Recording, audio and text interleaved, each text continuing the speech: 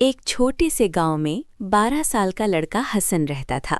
اس کا پریوار زیادہ امیر نہیں تھا، لیکن اس کی امی ہمیشہ کہتی تھیں، بیٹا، روزی اللہ دیتا ہے، کبھی کسی بھوکے کو خالی ہاتھ مت بھیجنا۔ ایک دن گھر میں صرف ایک ہی روٹی بچی تھی۔ حسن اور اس کی چھوٹی بہن دونوں بہت بھوکے تھے۔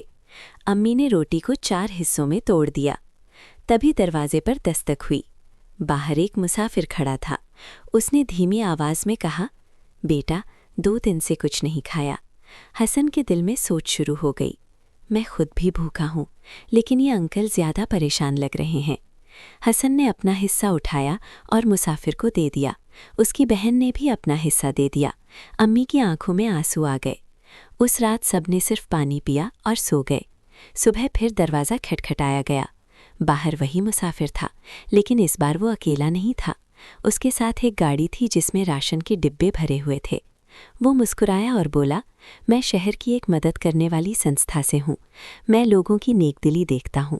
آپ لوگ امتحان میں پاس ہو گئے۔ اس دن کے بعد حسن کے گھر میں کبھی کھانے کی کمی نہیں ہوئی۔ حسن سمجھ گیا، جو اللہ کے لیے دیتا ہے، اللہ اسے کئی گنا زیادہ لوٹاتا ہے۔ سیکھ یا مورل، نیکی کبھی بیکار نہیں جاتی۔ چھوٹی سی قربانی بھی اللہ کے نزدیک بہت بڑی ہوتی ہے۔